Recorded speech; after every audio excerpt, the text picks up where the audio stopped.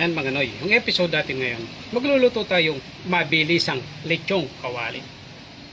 Yan, unang gagawin natin siyempre, ilagay natin dito. Hindi tayo gagamit ng mantika dahil maglalabas ng sariling mantika ito.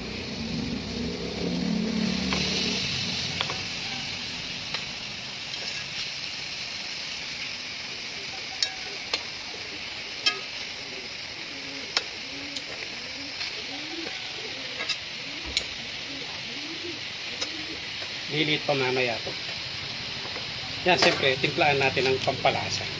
Rekta na to. Paminta.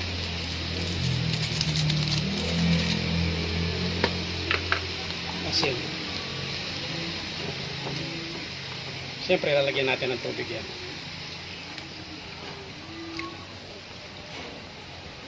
Yan, hayaan lang natin kumulo hanggang matuyo, hanggang lumabas yung sarili niyang mantika.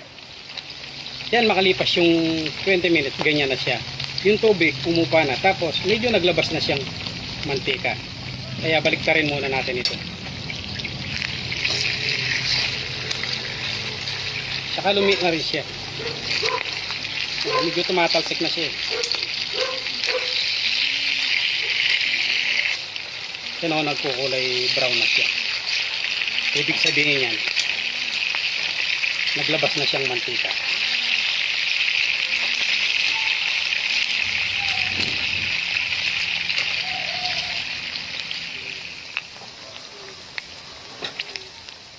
Yan, pag ganyan na, siyempre, wiwisigan natin ang tubig yan.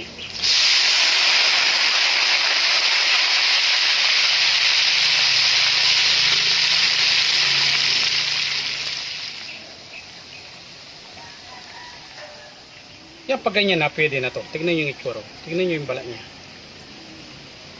Tanggalin na natin. Siyempre, may kapa na ritong munggo.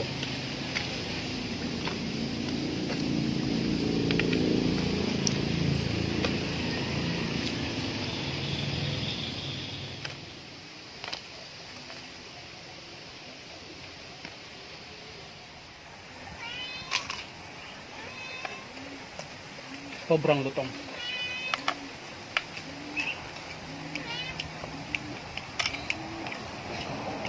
Ayun po.